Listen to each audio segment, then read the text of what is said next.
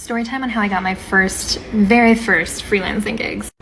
So the very first job that I ever got on Upwork as a freelance writer was literally for $15, and I was writing city descriptions of different cities and what to do there. And it was my first Upwork job. I think made $15 from it. I'm like, oh great, cool. I'm really off to a great start.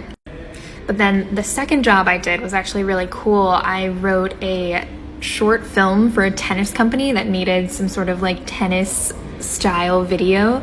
And so I had a little bit of experience playing tennis. And so I wrote a short film for them to use for their advertising. And then my third freelance job ever was writing a immersive theater show for this immersive theater company in Australia.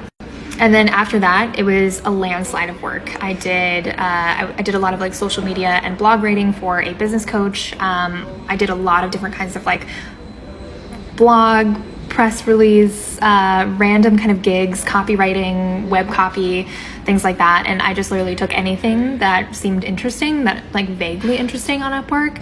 And then a few months in, I actually got my first memoir. And then a few months into my freelancing career, I actually got my first memoir, which I charged hourly for. I think it was at like $30 an hour. But I didn't finish it because my client ended up going to jail, which is its own story.